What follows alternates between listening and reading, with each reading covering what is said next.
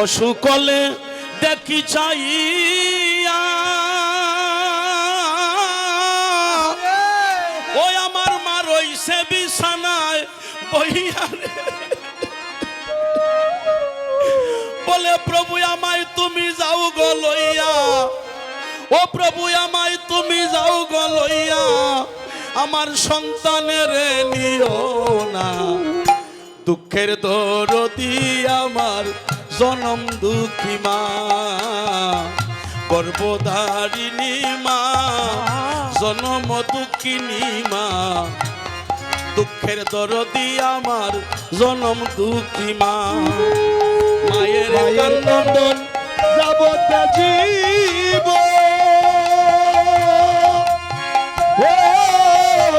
তুই সর্বসুবুনের কান্দন রে, ঘরে ঘরের পরিবারের কান্দন কয়েকদিন পরে না। দুঃখের দরদি আমার জনম দুঃখী মা, গর্ভধারিণী মা, জনম দুঃখিনী মা, দুঃখের দরদি আমার জনম দুঃখী মা। আপনি যতক্ষণ পর্যন্ত ঘরে প্রবেশ না করেছেন আপনার জনম দুঃখী মা আপনার জন্য দরজায় বসে অপেক্ষা করছে।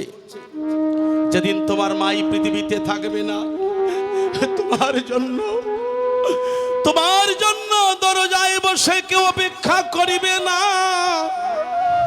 এই জন্য ভগবান বলেছে, ওগো দাদা আমার মা শূন্য ঘরে কাঁদিতেছে, আমাকে তুমি ঘরে নিয়ে যাও। আমার মা যদি মরে যায় এই জগতে আমি কারে মা বলে ডাকবো? আকুল প্রাণে মা মা বলে ডাকে। বলরাম ঠাকুরের কাছে গিয়ে বলছে, দাদা তুমি আর বিলম্ব করিও না, আমাকে নিয়ে যাও, আমাকে নিয়ে যাও।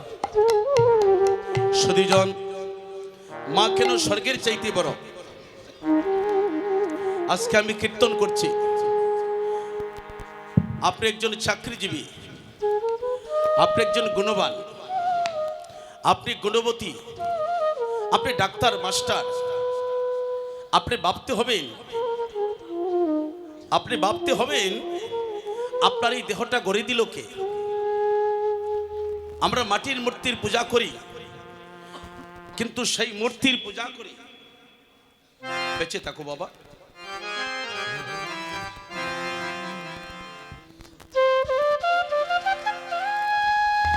বসো বসো আস্তে। মূর্তির বিনিময়ে আমাদের টাকা দিতে হয় না? বিনা টাকায় কেউ দিবে? বিনা অর্থে কোনো মূর্তি বানানো যায়? তাহলে যে মূর্তিটা বিনা অর্থে বানানো যায় না, অর্থ লাগে, একটু গভীরভাবে চিন্তা করবেন। সেই মূর্তির বিনিময়ে আমরা টাকা দিচ্ছি, কিন্তু কোনোদিন নির্জনে যে কোনো স্থানে শুইতে খাইতে আমরা কি বালিশে মাথা দিয়ে একবার ভেবেছি যে আজকে একটা দুর্গা মূর্তি করলাম, তার বিনিময়ে লক্ষ টাকা দিলাম? কিন্তু মা তো আমার সাথে কথা বললেন না। মায়ের পূজা শেষ, মাকে বিসর্জন করে আসলাম, কিন্তু একটা মূর্তি, মাটির মূর্তি তৈরি করে এত টাকা দিলাম, কিন্তু আমার এই মূর্তিটা কে গড়ে দিল? আমার মূর্তিটা কে গড়ল? নিশ্চয়ই আপনার আমার মা। তাহলে আপনার আমার মা যদি এই মূর্তিটা গড়ে দেয়, মাটির মূর্তির বিনিময়ে আমি টাকা দিলাম, কিন্তু আপনার আমার মা এই সুন্দর দেহ গড়ে দিল, জীবনে মূল্য চাইল না।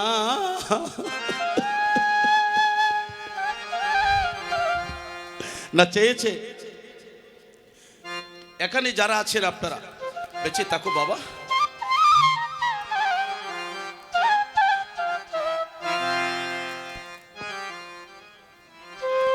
তোমরা সৎভাবে জীবন যাপন করিয়া সবার উদ্দেশ্যেই বলছি, মা বাবার স্বপ্ন পূর্ণ করো, তুমি অনেক বড় হও। আমি সেবার সঙ্গে তোমাকে আশীর্বাদ করিলাম। এই মূর্তিটা মা 10 মাস গর্ভে ধারণ করে রক্ত মাংস দিয়ে গড়েছে, কিন্তু একদিন কি আমরা ভেবে কেউ বলেছি? দেখেন, সত্য কথা বলবেন, কতবার মনে পড়ে যে একটা মাটির মূর্তি তৈরি করে দিলাম, তার বিনিময়ে টাকা দিলাম, কিন্তু আমার এই সুন্দর দেহ আমার মা গড়ে দিল, জীবনে মূল্য চাইল না, কোনো কিছুর বিনিময়ে মাকে ভুলো না। সারাদিন সন্তানের জন্য অপেক্ষা করে বসে থাকে, আমার ছেলে আসলে খাবো। ছেলে যখন ঘরে ফিরে মাতৃভক্ত সন্তান হলে মাকে বলে, মা তোমার মুখ শুকনা কেন, কিছু খেয়েছো? মা কিন্তু ছেলের অপেক্ষায় খায় নাই। যদি আমার ছেলের কম হয়ে যায়, উপবাস সারাদিন, ছেলের কাছে আসটি বলে, আমি খেয়েছি কুকা, তুই খেয়ে নে, আমি খেয়েছি তুই খেয়ে নে। যত ব্যথা যত দুঃখ থাক না মায়ের বুকে, তবু ভিক্ষা করে আহার যোগায় দেয় সন্তানের মুখে। যত ব্যথা যত দুঃখ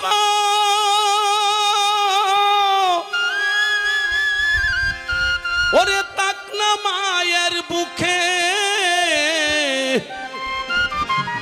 তবু ভিক্ষা করে আহার যোগায় দেয় সন্তানের মুখে। তারপর মায়ের প্রং সবের কালে ওরে কত মাঝে গেল মরে, তবু জীবন দিয়া করে সন্তানের মঙ্গল কামনা।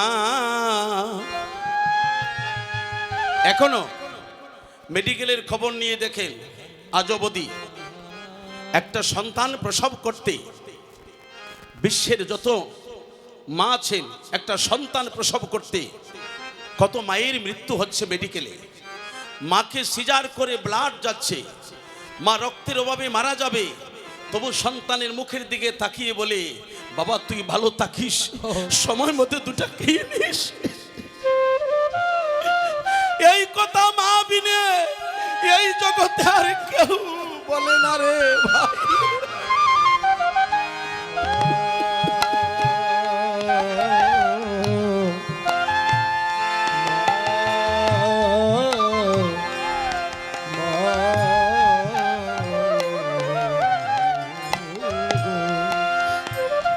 নিজে না খেয়ে উপবাস করে একটা মেয়ের দেখুন তো কত বড় দুঃখ। ঠিক আছে, ধন্যবাদ আপনাকে।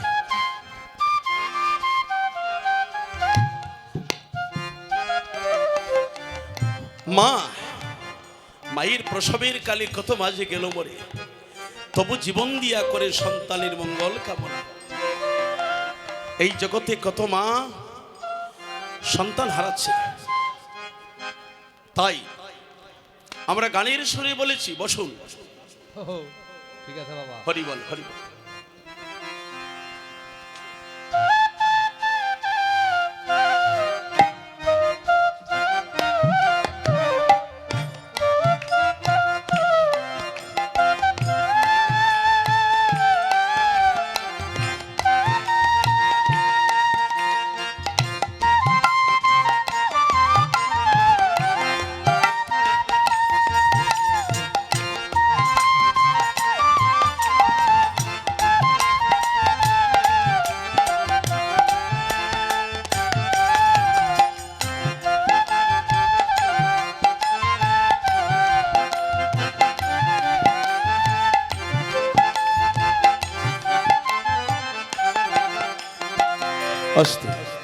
তাহলে আমরা সবাই তো মায়ের সন্তান। এই জন্য কোনো সন্তান বড় হয়ে যদি মায়ের কাছে কৃতজ্ঞতা জ্ঞাপন না করে, কৃতজ্ঞতা না জানায়, সেই সন্তান অকৃতজ্ঞ হয়ে যায়, সেই মানুষ নয়। সারা জীবন যদি মাথা ঠেকায় ঠাকুর গড়ে গোবিন্দের কাছে, যে সন্তান মা বাবার চরণে ভক্তি করে না, তার ভক্তি ঈশ্বর গ্রহণ করে না। হরি বল। আপনারা গানে বসা শুনছেন না? কি জানি আমরা একটু গাই। মায়ের কথাটা মনে পড়েছে বলে আমার আরেক দাদা এসে বসছেন, খুব খুশি হয়েছি। আমাদের সনাতন ধর্মে সমস্ত গণ্ডিবদ্ধ না, সমস্ত মানুষের কল্যাণের জন্য এই অনুষ্ঠানটা আমরা করি। সমস্ত জীবের সমস্ত মানুষের জন্য কল্যাণ হয়, এই জন্য আমরা এই হরিনাম কীর্তন। আমাদের গেটে লেখা নাই জন্য কেউ প্রবেশ করতে পারবেন, এমন কিছু লেখা আছে। মা মা আমাকে আশীর্বাদ করো মা। এই জন্য এই যে মা, সেই মা জানে সন্তানটা জন্ম দিতে কত বেদনা সহ্য করতে হচ্ছে। মায়ের কান্দন যাবজ্জীবন,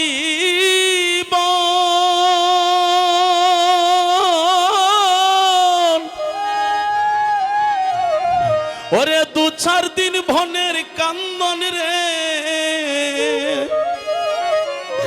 ওরে ঘরের পরিবারের কান্দন কয়েকদিন পর তাকে না।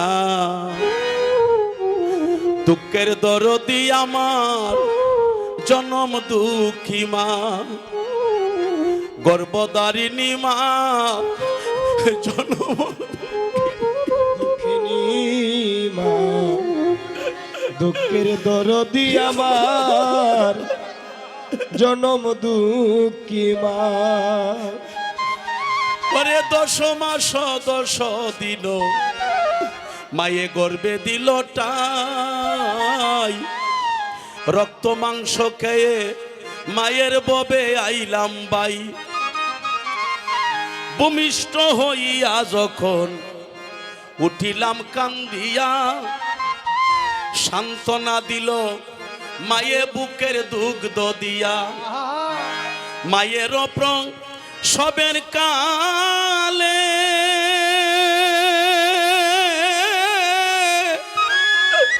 ওরে বুক ভেসে যায় নয়ন জলে রে। আমার মা কাঁদতেছে, আমি মাকে মায়ের সবের কালে ওরে বুক ভেসে যায় নয়ন জলে, আমার মায়ের সবের কালে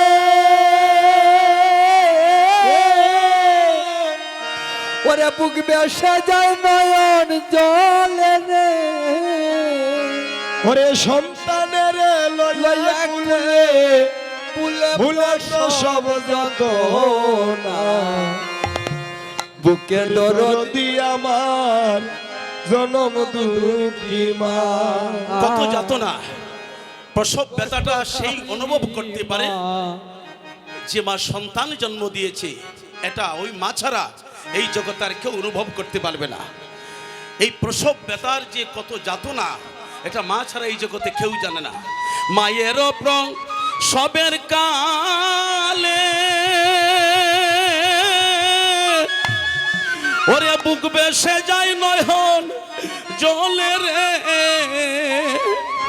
হাইরে সন্তানের লইয়া কুলে ও মা বুলে প্রসব যাত না।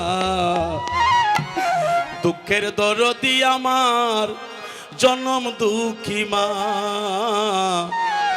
গর্ভধারিণী মা জনম দুঃখিনী মা। দুঃখের দরদি আমার জনম দুঃখী মা। হায়রে হাতে পায়ে তেল মাখিয়া দিল শক্ত করি, প্রস্রাব পায়খানা কত মায়ের কুলে করি। এমন মা আছে একটা কাপড় পরে সারাদিন কাটায়, সংসারে অভাব, স্বামী কাজ করে পেট বাঁচাতে পারছে না, প্রত্যেকে শাড়ি কিনে দেবে।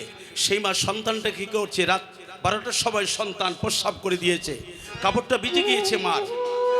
সন্তানটাকে জড়িয়ে ধরে সন্তানটাকে শুকনায় রেখে মা বেজার মধ্যে শুয়ে থাকে। হাতে পায়ে তেল মাখিয়া দিল শক্ত করি,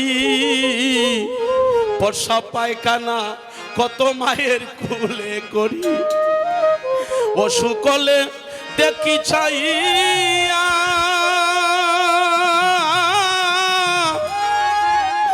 আমার মাতাকে বিছানায় বইয়া রে, ওরে অসুখ হইলে দেখি সাইয়া, আমার মাতাকে বিছানায় বইয়া রে, অসুখ হলে দেখি চাইয়া, ওই আমার মা রইছে বিছানায় বইয়া রে,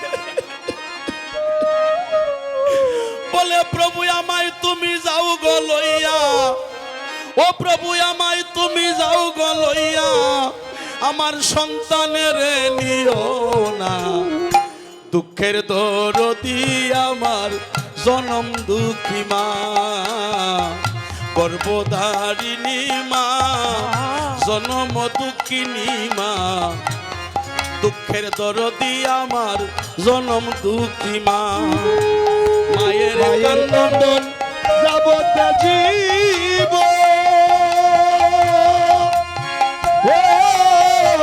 তুই শর্মা সুবুনের কান্দন রে, ঘরে ঘরের পরিবারের কান্দন কয়েকদিন পরে থাকে না, দুঃখের দরদি আমার জনম দুঃখী মা, গর্ভধারিণী মা, জনম দুঃখিনী মা, দুঃখের দরদি আমার জনম দুঃখী মা। আরে লেংরায়া তোর খানা কুড়া হইলে পরে ছেলে, হাজার দুষ্কাঠিয়া মায়ে টান দিয়া লয় কুলে, লেংরায়া তোর কানা বুঝা হইলে পরে ছেলে, ধোলা জারিয়া মায়ে টান দিয়া লয় কুলে, আইরে লেংরায়া তোর কানা কুড়া হইলে পরে ছেলে, হাজার দুষ্কাঠিয়া মায়ে টান দিয়া লয় কুলে, ওরে লেংরায়া তোর কানা বুঝা হইলে পরে ছেলে, ধোলা জারিয়া মায়ে টান দিয়া লয় কুলে, আবার অসুখ হলে দেখি চাইয়া,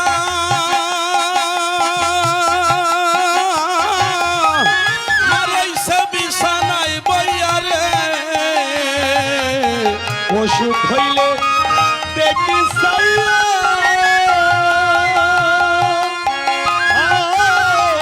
আরে সবই সবাই বইয়া রে, বলে আমায় তুমি যাও গো লইয়া, সন্তানের নিও না, দুঃখের দরদি আমার জনম দুঃখী মা, গর্ভধারিণী মা, জনম দুঃখিনী মা, দুঃখের যদি আমার জনম দুঃখী মা, গর্ভধারিণী মা, জনম দুঃখিনী মা, দুঃখের দরদি আমার জনম দুঃখী মা। এই জন্য আমি প্রতিটা আসরে সকল ভক্তদেরকে, সকল জাতিকে, সবার উদ্দেশ্যে আমি উচ্চ কণ্ঠে বলতে চাই, কোনো সন্তান যেন মা বাবাকে কষ্ট না দেয়। তুমি যদি ধার্মিক হতে চাও, যদি তুমি ধর্ম করতে চাও, তাহলে মা বাবাকে খেতে দাও। তুমি যদি সিদ্ধি লাভ করতে চাও, গুরু শিষ্যর বাড়িতে মন্ত্র দিতে গেলে গুরু প্রথম ডাক দিয়ে বলবে তোমার মা বাবা কোথায়, তুমি প্রণাম করো দুইজনার পায়, মা বাবাকে রাখলে ভক্তি, তোমার মিলবে সর্বশক্তি, তা না হলে গুরু ভজন কৃষ্ণ ভজন হবে না বসুধায়, এটা গুরুর প্রথম আদেশ। এই জন্য সকল সন্তানদেরকে বলছি আমি, আপনারা কৃপা করে যেন কেউ মা বাবাকে কষ্ট না দেন। জননী আর জন্ম ভূমি হয় না তুলনা, কোনো কিছুর বিনিময়ে মাকে ভুলো না। আমার জন্য আশীর্বাদ করো মা, তোমাদের মতো মারা আছে বলেই আমাদের শুধু আশীর্বাদ করো মা। আমি যেন পিতামাতার সেবা করে গোবিন্দ লাভ করিতে পারি। সত্য ভাণ্ডে কৃষ্ণ ভক্ত সন্তান জন্ম নেয়। ধর্মপুত্র যুধিষ্ঠির মহারাজ বলেছে, কলির যুগে একটা কৃষ্ণ ভক্ত সন্তান জন্ম দিলে সেই মা রাজত্ব করবে যদি সুসন্তান হয়, আর যদি অসুর সন্তান জন্ম দেয় 10টা সন্তান জন্ম দেওয়ার পরে সেই মা ভিক্ষা করিবে। মায়েদেরকেও সেই কথাটা বলছে। তাই আজ আমি উত্তরা গোষ্ঠে সেটাই পেলাম।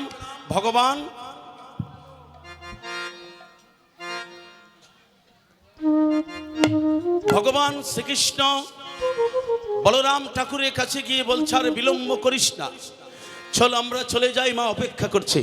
বলরাম বলছে, তুই উচ্চস্বরে সিংহার ধ্বনি কর, আমি মরুল ধ্বনি করব। উনি প্রস্তুত হচ্ছে বাঁশি বাজাবে বলে। এই কথা কারা জানে? এই কথাটা সাধু ভক্ত যারা, তাদেরকে বলতে হয় না। তাদের মুক্তিটা কি করে হয়? এই জন্য সাধু সঙ্গ করতে হয়। ধর্মপুত্র যুধিষ্ঠির মহারাজ বলেছে, আমি সকল তীর্থ ভ্রমণ করার জন্য আমি তীর্থ যাত্রা করতেছিলাম। কুরুক্ষেত্রের যুদ্ধের শেষে এমন সময় আমার বাড়িতে একজন সাধু, একজন বৈষ্ণব এসে উপস্থিত, নাম তার বিদুর। সাথে সাথে তিনি ওনাকে জড়িয়ে ধরে সুচারু আসনে বসতে দিয়া বিদুরকে বলছে, কাকা, আমার বড় একটা উদ্দেশ্য ছিল, আমি তীর্থ ভ্রমণে যাব, কিন্তু এখন আর যাব না। বলছে, কেন? বলে, এখন আর যাব না এই কারণে, আমি সকল তীর্থ ভ্রমণ করে যে ফল পাওয়ার কথা ছিল, আপনার মতো বৈষ্ণব, আপনার মতো সাধু আমার ঘরে আসাতে আমার সকল তীর্থের ফল ঘরে বসে হয়ে গিয়েছে।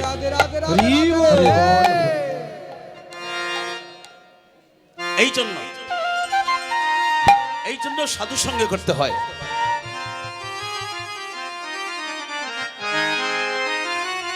এই জন্য সাধু সঙ্গ করতে হয়। পরশ পাথরের মতো তোমাকে স্বর্ণ করে দিবে। তাই তো মহাজন বলেছেন। মহাজন কি বলছে? সাধু যারা জানে তারা, সাধু যারা জানে তারা সন্ধানে পার হইয়া যায়।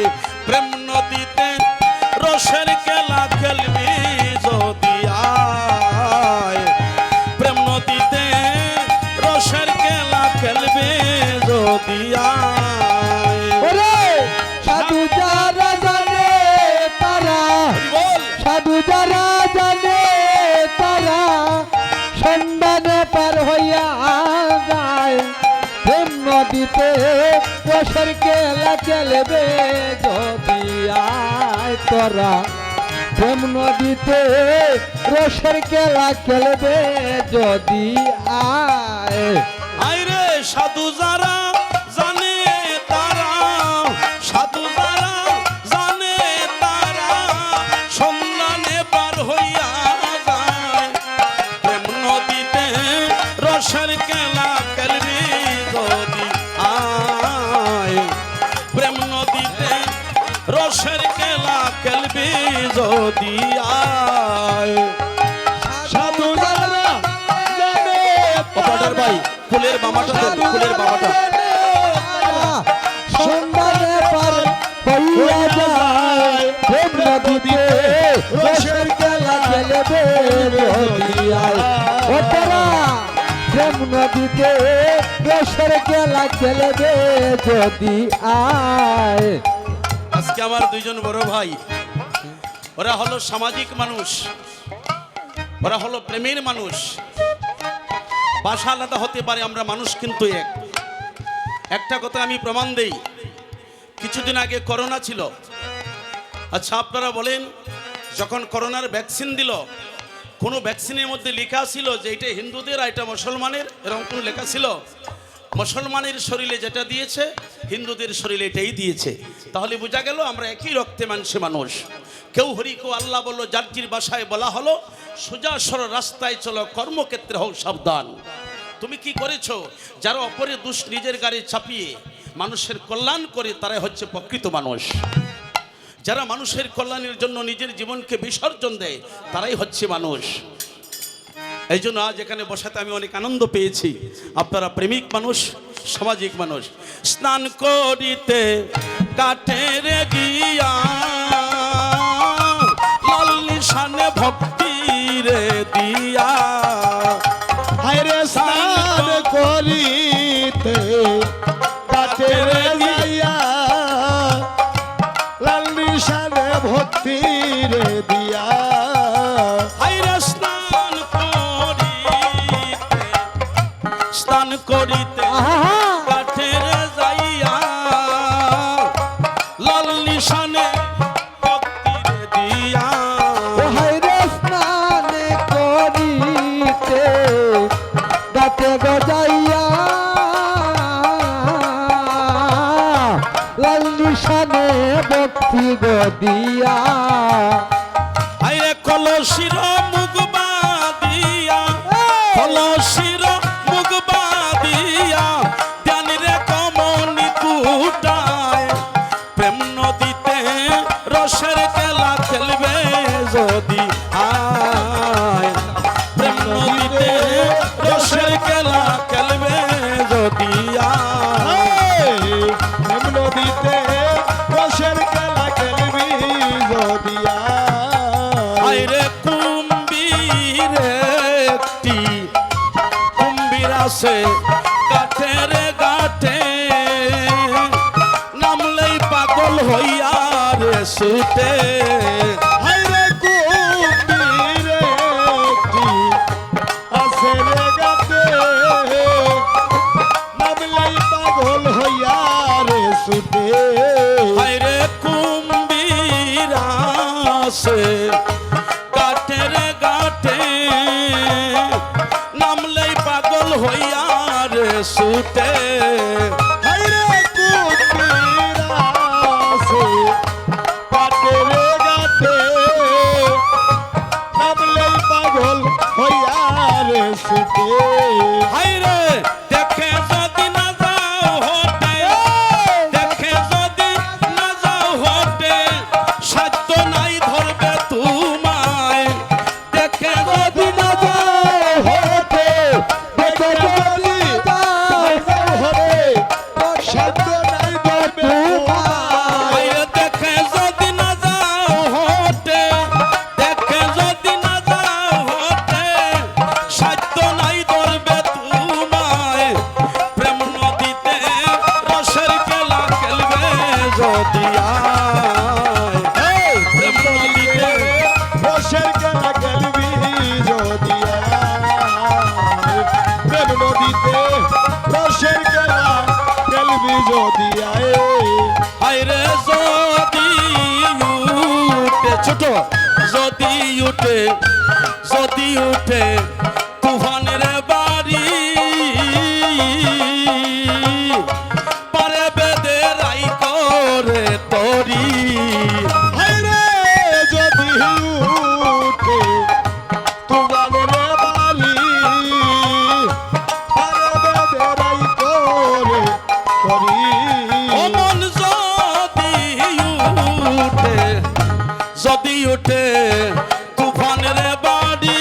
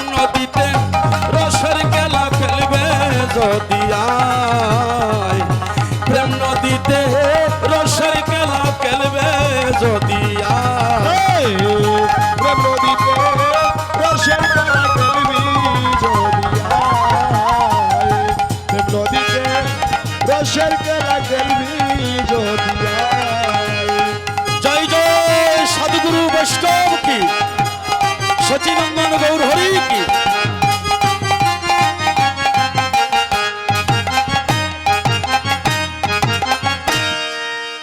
বাবা, এটা একমাত্র সাধু যারা তারাই জানে এই সন্ধান, এটা সবাই জানতে পারে না, তারা সন্ধানে পার হয়ে যায়। হ্যালো তোমার লীলার কিছুটা অংশ রয়েছে। আজ এই দুজন, এই দুটা প্রিয় মানুষকে পেয়ে আমি আরো খুশি হয়েছি। তারা সামাজিক মানুষ, ওরাই মানুষের কল্যাণ চায়। জাতি কি, জাতবাদ তো আমরা করি, একই সৃষ্টিকর্তা, একই সৃষ্টি আমরা। যাই হোক, আপনাদেরকে ধন্যবাদ। তো এবার কৃষ্ণ কি বলছে বলরাম ঠাকুর, হে কানাই তুমি উচ্চস্বরে বংশীর ধ্বনি করো, তোমার বাঁশির ধ্বনিতে সকল গাবিগুলো একত্রিত হলে আমরা চলে যাব ঘরে। তাই কানার এই অবস্থা দেখে বলরাম ঠাকুর বলছে তুমি বংশীর ধ্বনি করো। বলরাম উচ্চস্বরে সিংহার ধ্বনি করছে আর কানাই বংশীর ধ্বনি করছে। হায় উচ্চস্বরে সিংহার ধ্বনি করাতে কি করছে, মহাজন লীলার পাশে দাঁড়িয়ে বলেছে আয় কানুতে শ্রীদাম কথা। একটা বাবা, বাবা আস্তে আস্তে তুমি বাজাও, বেতন ছোট করে, ছোট করে, নাহলে তুমি ওটা বাজাও, ওটা বাজাও, তোমার বেতালা হলে তো সমস্যা হবে। উচ্চস্বরে সিংহার ধ্বনি করো, তুমি বংশীর ধ্বনি করো, সমস্ত রাকালগণ একত্রিত হয়ে যাবে, গাবিগুলো একত্রিত হয়ে যাবে, আমরা সবাই চলে যাব বাড়িতে।